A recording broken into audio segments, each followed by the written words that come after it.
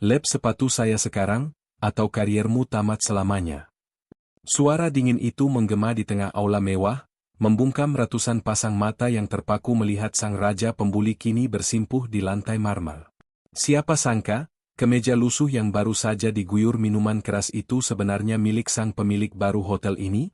Malam yang seharusnya menjadi ajang pamer kekayaan para alumni, justru berubah menjadi pengadilan terbuka yang menghancurkan masa depan mereka tanpa ampun. Bagaimana seorang anak panti asuhan yang dulu disiksa bisa kembali sebagai pemangsa ekonomi yang memegang leher musuh-musuhnya? Inilah kisah Rehan Adhitama, sebuah perjalanan tentang dendam yang dirawat rapi, kesuksesan yang menjadi senjata, dan harga mahal dari sebuah penghinaan yang tak pernah terlupakan. Getaran ponsel di atas meja marmer hitam apartemen penthouse Singapura itu seolah menjadi lonceng kematian bagi ketenangan Rehan Adhitama. Di balik dinding kaca setinggi langit-langit yang menampilkan gemerlap cakrawala Marina Bay, Rehan duduk dengan postur tegak yang kaku. Pikirannya tidak sedang berada pada angka-angka saham Trinusa Global Tech yang baru saja meledak di bursa New York, melainkan pada sebuah notifikasi grup WhatsApp alumni SMA Tunas Bangsa Angkatan 2014 yang sudah bertahun-tahun ia bisukan. Nama Kevin Pratama muncul di layar dengan kata-kata yang memancarkan aroma kesombongan yang masih sama seperti 10 tahun lalu. Kevin, sang raja, sekolah yang kini menjabat sebagai manajer investasi di Abdi Karya Group, sedang sibuk mengatur reuni akbar di Hotel Grand Royal Jakarta. Wajib datang, terutama buat yang dulu cupu dan cuma bisa makan dari beasiswa. Gue subsidi iurannya kalau kalian nggak mampu bayar Rp500.000 per orang, tulis Kevin, diikuti oleh rentetan emoji tertawa dari anggota grup lainnya. Rehan merasakan mual yang amat sangat di perutnya. Memori tentang sepatu bututnya yang dibuang ke tong sampah dan hari-hari di mana ia harus bersembunyi di perpustakaan demi menghindari bogem mentah geng Kevin mendadak berputar seperti film rusak. Rehan yang sekarang adalah triliuner muda yang disegani, namun di mata mereka, ia tetaplah Rehan si anak yatim piatu yang tidak punya harga diri. Ada sebuah rahasia yang ia simpan rapat, kesuksesannya bukan dibangun dari semangat altruisme, melainkan dari dendam yang ia pupuk dengan sangat teliti setiap malamnya. Sarah, asisten pribadinya yang cekatan, masuk ke ruangan dengan langkah tanpa suara. Ia membawa kabar yang sudah lama dinanti. Pak Rehan, proses akuisisi kepemilikan mayoritas Hotel Grand Royal sudah selesai secara administratif. Pemilik lama sudah menyerah karena krisis likuiditas. Selain itu, kami juga telah mengamankan kepemilikan saham di Abdi Karya Group melalui perusahaan cangkang di Cayman Island. Anda sekarang adalah pemilik de facto dari tempat reuni tersebut sekaligus bos tertinggi dari perusahaan Kevin Pratama, lapor Sarah dengan nada datar namun penuh arti. Rehan tersenyum miring, sebuah senyum yang mengandung racun.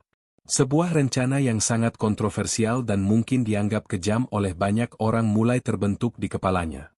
Ia memutuskan untuk tidak datang dengan mobil Rolls-Royce atau pengawalan ketat. Ia ingin melakukan sebuah eksperimen sosial yang pahit.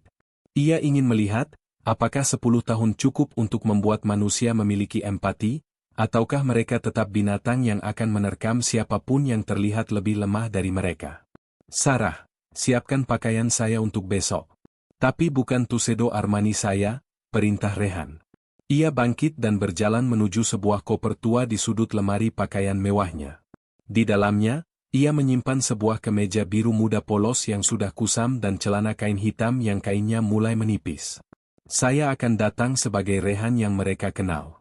Saya ingin melihat wajah asli mereka saat mereka merasa berada di atas angin. Siapkan kontrak pemecatan Kevin dan dokumen akuisisi hotel di meja podium malam itu.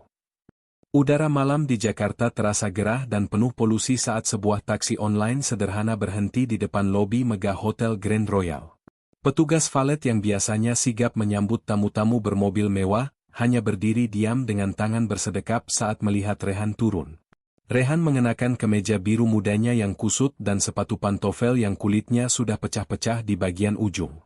Baginya, pakaian ini adalah umpan, dan hotel ini adalah jebakannya. Begitu ia melangkah masuk ke lobi yang beralaskan marmer Italia, tatapan-tatapan sinis langsung menghujamnya.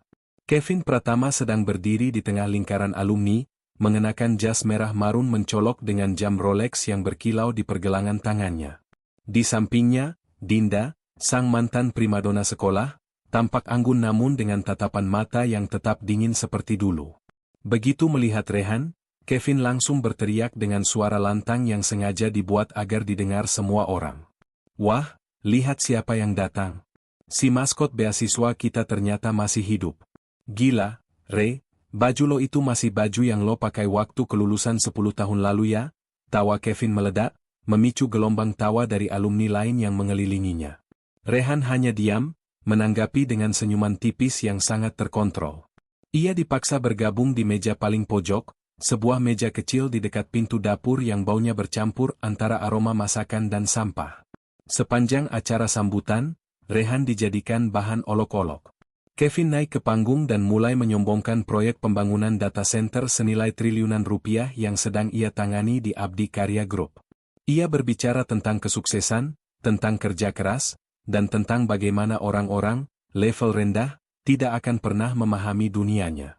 Dari sudut meja yang gelap, Rehan memperhatikan betapa banyak orang yang mengangguk-angguk memuja Kevin, termasuk mereka yang dulu juga sering menjadi korban bully.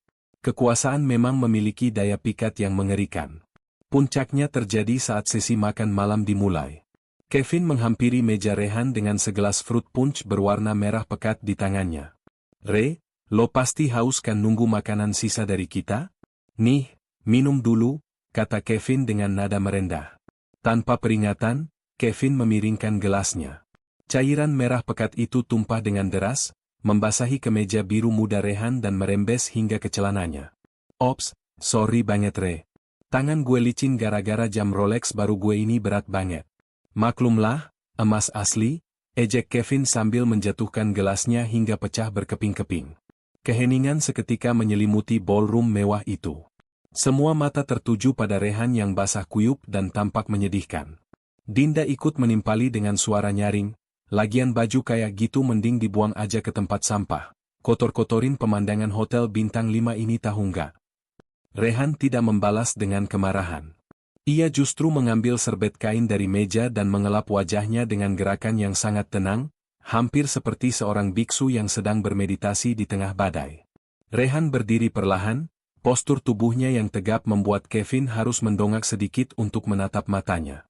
"Kevin, jam Rolex itu memang berat, tapi tidak seberat beban hutang yang akan kamu tanggung besok pagi," bisik Rehan dengan suara rendah yang mengintimidasi.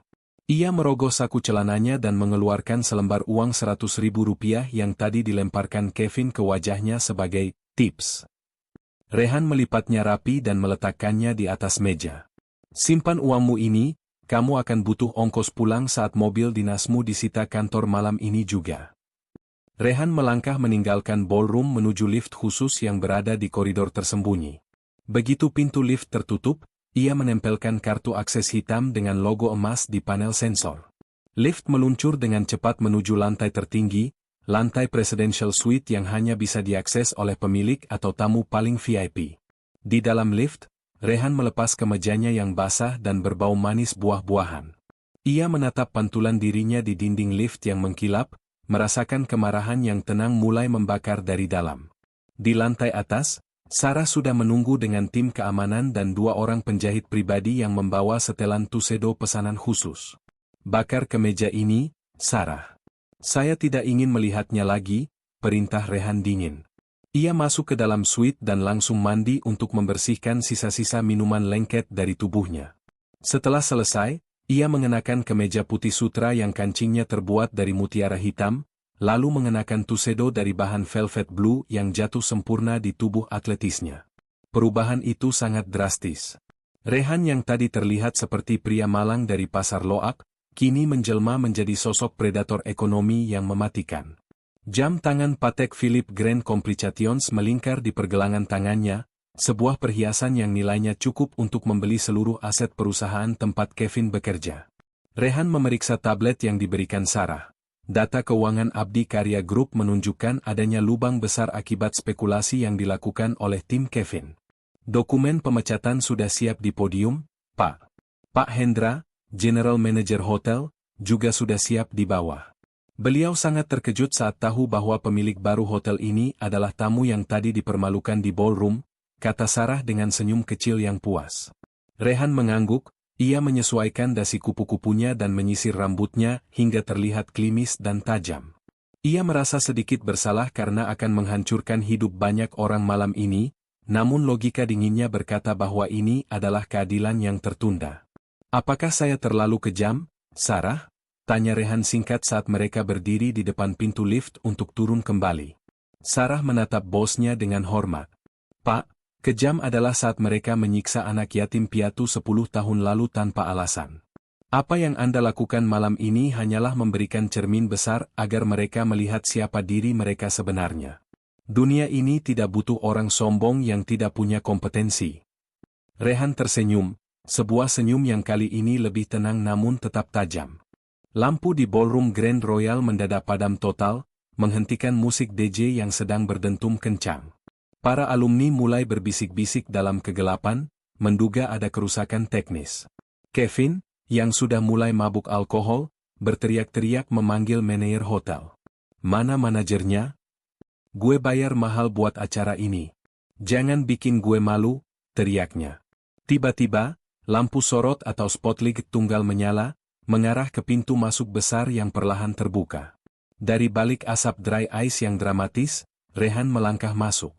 Kali ini, auranya begitu kuat hingga membuat orang-orang yang berada di dekat jalurnya secara otomatis melangkah mundur karena terintimidasi. Setiap langkah sepatunya yang mengkilap berbunyi mantap di atas lantai marmer. Di belakangnya, Sarah dan 4 pengawal berpakaian hitam mengikuti dengan formasi yang disiplin. Kevin ternganga, matanya membelalak tak percaya. Ia mencoba mengucek matanya, mengira itu hanyalah ilusi akibat alkohol. Dinda mencoba mendekat dengan senyum yang dipaksakan. Rehan? Ini kamu? Ya ampun, aku tahu kamu pasti punya bakat terpendam, katanya dengan nada suara yang bergetar.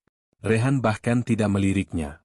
Ia berjalan lurus menuju panggung utama dan naik ke atas podium.